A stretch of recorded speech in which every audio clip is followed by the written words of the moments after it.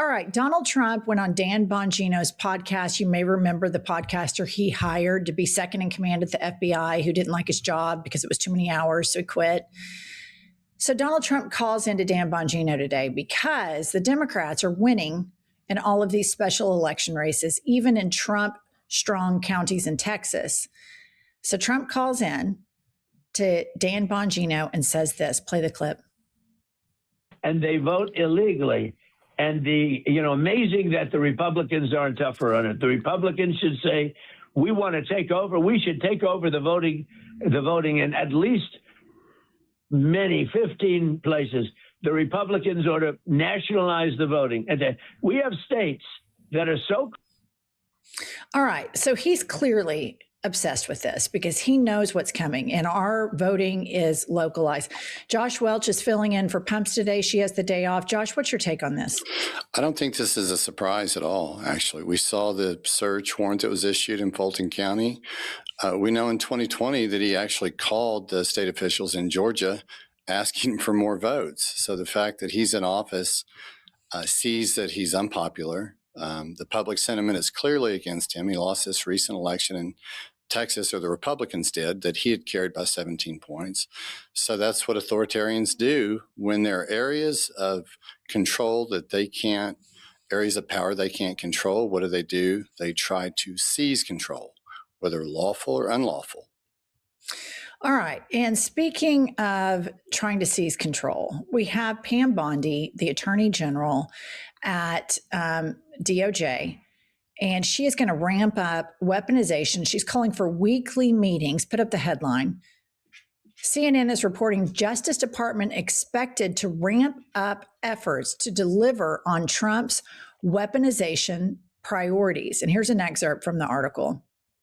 Almost immediately after Pam Bondi stepped into her role as Attorney General last year, she established a weaponization working group to review law enforcement actions taken under the Biden administration for any examples of what she described as, quote, politicized justice. She said the group would focus on investigations into Trump conducted by former special counsel Jack Smith and his staff, Manhattan District Attorney Alvin Bragg, and New York Attorney General Letitia James, and any improper investigations into the January 6, 2021 attack on the Capitol. It goes on to say, in recent weeks, Trump has been pressuring Justice Department officials for results in these and other investigations, recently admonishing a group of U.S. attorneys for failing to deliver on cases he once brought. And you may remember he tried James Comey, Letitia James. He wants whatever the Republicans have always accused the Democrats of. It's just a confession. It's what they want to do. Josh, you work with a lot of U.S. attorneys. You work with DOJ. What is your take on this? I think from a legal perspective, this is the most interesting because you see Trump utilizing his Department of Justice. You remember there used to be a little bit of independence with the Department of Justice and the executive branch, the president. Here, the President Trump and AG Bondi make no secret of the fact that the AG's office is serving to weaponize that office, as you pointed out in your intro, against his enemies. I mean, they're very blunt about it. And that's the biggest difference in what you're seeing across the country. In Minnesota, you see it in almost every district, or U.S. attorneys taking a stance, and some of them saying, I didn't sign up for this. The rule of law means something to me. I'm not going to prosecute or fail to prosecute any certain case just because the president wants me to or doesn't want me to. I think you saw that mass exodus in Minnesota when they refused to investigate the homicides of Alex Preddy and Renee Good. And you're seeing it a lot. I think the Minnesota U.S. Attorney's Office had 50 career prosecutors at one point. They were down to 17. If you look at some of the recent indictments, like on Don Lemon's indictment, you see that none of the local U.S. attorneys signed off on it, which means only the Department of Justice lynchmen are doing it because no one else will have anything to do with it. So it's a systematic problem across the country, and judges, district court judges, are having to confront the incompetence of what is now the Department of Justice. You remember when Merrick Garland was Attorney General and they'd worked out a plea deal with Hunter Biden, and the Republicans pitched a fit. And so then they said, okay, we're going to charge Hunter Biden because we don't want to have the appearance of not being, of currying favor with the president. Do you remember that? And then they ended up charging Hunter Biden. And this is also the same DOJ under Merrick Garland that had the Epstein files for 4 years, the same DOJ that failed to charge the elites that funded January 6th. They only charged the poor, lower income people that were paid to go, and their travel was paid to go to do the insurrection. They didn't charge the high up people that funded it. Talk about the difference between the way these two parties operate, the way the Republicans are operating and the way the Biden DOJ operated. So when Merrick Garland was appointed Attorney General, it's like he went out of his way to say that this is an independent organization. We do not work at the behest of President Biden. We're not going to investigate or charge political enemies just for the sake of doing so. So there's that mindset. There's that thought. And then you have someone like Pam Bondi in President Trump's mindset, which is very overtly, very in your face. We're coming after people that investigated President Trump. And it's like they're playing this game, we're playing this game. And I think all of us at the time with AG Garland, we're all kind of shaking our heads saying, what are you doing? I mean, this insurrection happened on national TV. We all watched it. As you point out, they didn't investigate any of the top tier financiers of 1-6. They went after these low level individuals that breached the Capitol. They're just playing by a different set of rules. And President Biden and the Department of Justice, they had all of this information about Epstein. They sat on it for 4 years. Every time I find myself getting more and more upset about President Trump, I find myself getting angrier and angrier at former President Biden and Merrick Garland, because I blame both of those individuals for putting us in this situation to begin with.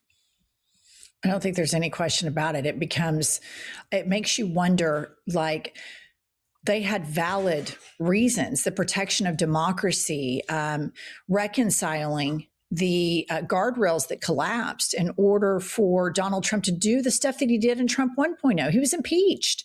And it was all justifiable. I don't think anybody could make the argument that this would have been some sort of a witch hunt or a political prosecution. It was all on national TV. President Trump. Let me say this. This is what pisses me off about the Democrats. They are so scared of the narrative that right wing says, Trump, it's a witch hunt. It's a witch hunt. Russia is a hoax. That they allow themselves and their moral compass to be defined by right-wing bullshit. And that's what Biden and Biden DOJ did, don't you think? 100%. And I think we're all waiting. We wondered why it took a year and a half for Merrick Garland to initiate any sort of meaningful investigation into President Trump. It was something none of us could explain. And then I remember we discussed, President Biden at one point said that he wouldn't pardon his son. And it's when I heard that I thought to myself, are you kidding me? What do you think President Trump would say to that? It's just that you have two mindsets. You have someone who's evil that will do anything. And then you have this other approach that we're going to play integrity politics. And that's precisely why we're in the situation that we're in, 100%. All right. And then, as all authoritarian regimes do, they start off by attacking comedians because they're thin-skinned. And we saw what happened with Jimmy Kimmel. After the Grammys last night, the comedians were making jokes about President Trump, which welcome to being in the big boy chair. All presidents get ridiculed and made fun of. Of course, now he's threatening to sue Trevor Noah because he's such a titty baby. He can't handle it. And then they go after the press. Trump's propaganda towards the press started a long, long time ago, even before he descended down the escalator. The Vanity Fair article that talked about him having little hands, and he's sued all sorts of people in the press. Barbara Walters in the 80s spoke to him about him reading from Hitler. And he's been mad at the press forever. So why somebody that's so thin-skinned and doesn't have enough confidence to handle the press would choose to be in public office is a case for the psychiatrist. But now he finally has his DOJ going after our friend of the show, and my and Josh's personal friend, Don Lemon. And here is what he said on Air Force One regarding his DOJ weaponizing and targeting Don Lemon after 3 judges said there was nothing to bring charges for. Play the clip. I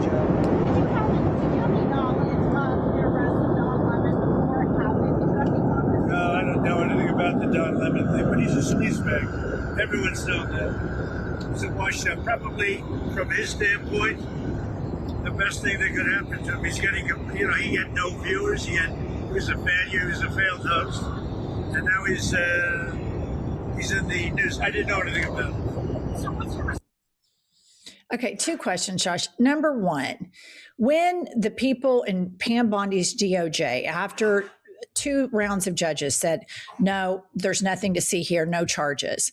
And then somebody that works in DOJ, an assistant U.S. attorney, says, we will stop at nothing to arrest Don Lemon. Number 1, can that be a defense of Don to be selective prosecution? Number 2, if you were Don Lemon's criminal defense lawyer and you have the president of the United States who has no independence from the DOJ standing there calling him a scumbag and all of this stuff, are they just so incompetent? Do they sabotage their cases before they even get them in front of a grand jury? I think to answer your second question first, as to incompetence, absolutely. There's what's called selective and or vindictive prosecution. And I think that President Trump's words in the clip you just played, calling him a sleazebag, and I'm sure there's a plethora of other public statements that Donald Trump has made about Don Lemon, all of those will go very neatly into a motion to dismiss this matter for various reasons, one of which will be he's vindictive,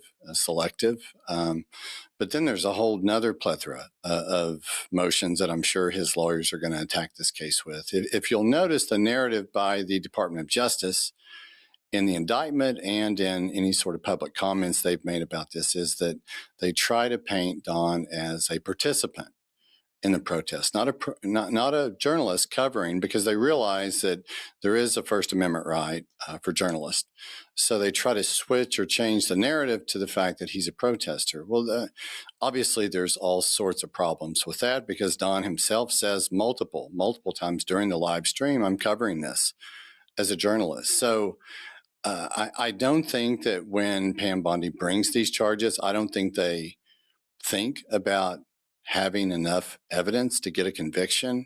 And when I say that, it almost makes my head sort of explode, because all prosecutors, according to DOJ manuals, have to look at the evidence as far as whether or not they're able to obtain a conviction. But I don't think that's even in their thought process. I think what they're thinking is they're going to get some immediate gratification for their boss by being able to say that we've charged this person. We're asked to charge this person. We were told that we had to charge this person, in this case being Don Lemon.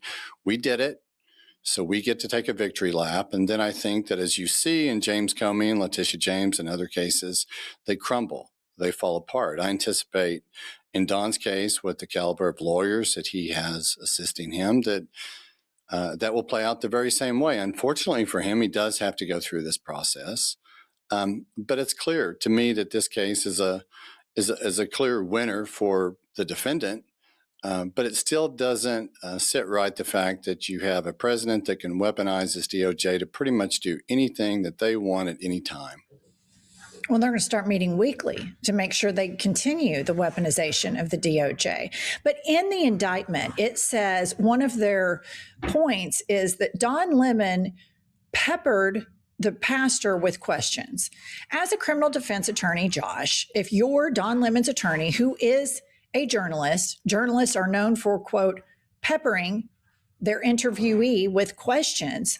How idiotic is this? And also in the indictment, it says that Don reports that the kids look scared. They actively in the indictment describe the job description of what journalists do.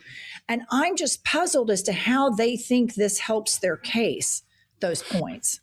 Well, the elements of both of these offenses require that there be some sort of intimidation or some sort of aggressive act. And so you see in the indictment, they've alleged these overt acts in the conspiracy, none of which give rise to meeting the definition of intimidate or scare tactics or use of force or anything like that.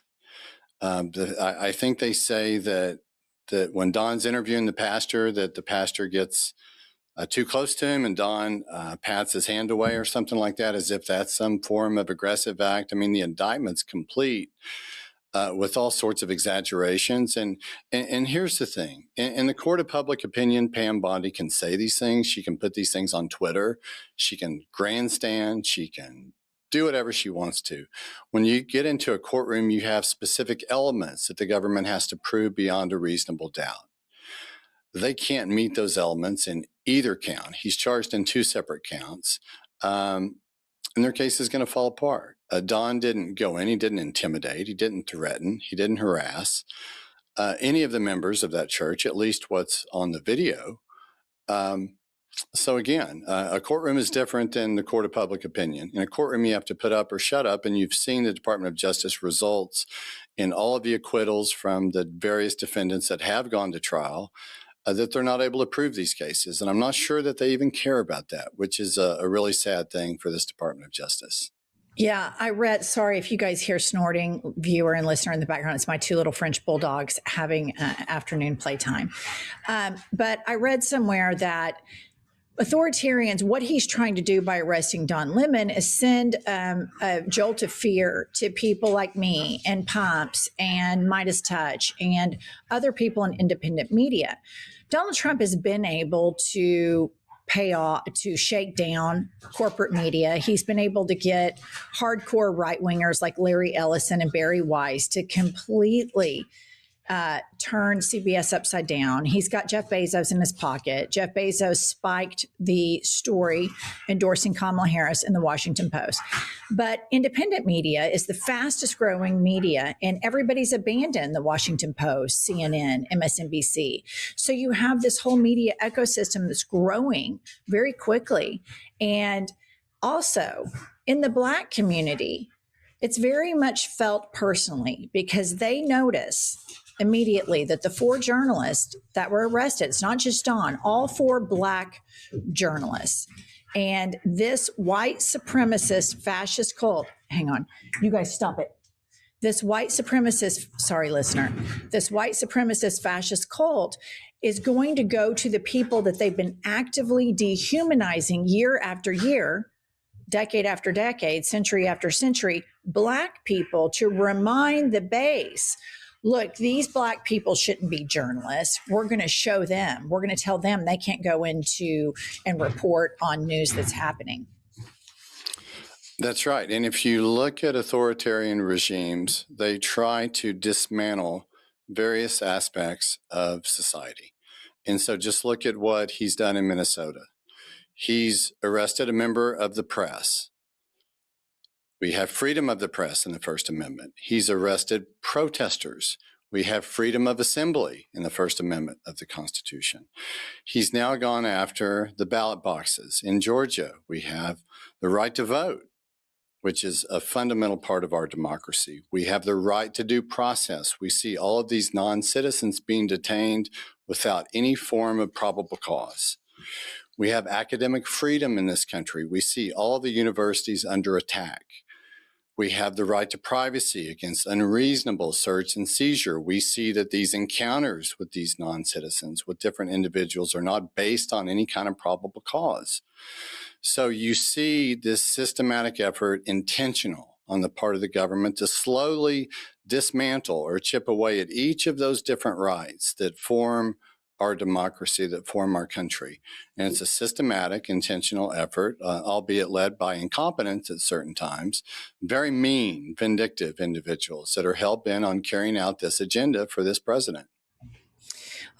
There's no question. And then we didn't even talk about all of the warehouses that are being purchased in all of these red states to create a network of concentration camps with our taxpayer dollars, because this regime's desire for recreational cruelty is nothing short of sadism and racism, and the worst people in the world are trying to silence the best people in this country. And so, Josh, I want to thank you for filling in for Pumps and for your legal expertise. Listener, I'm sorry about my little piglets snorting in the background. This is independent media. It puts a little real life spin on it. Thank you for joining us. Make sure you like, subscribe, comment, and we will be back tomorrow with more news.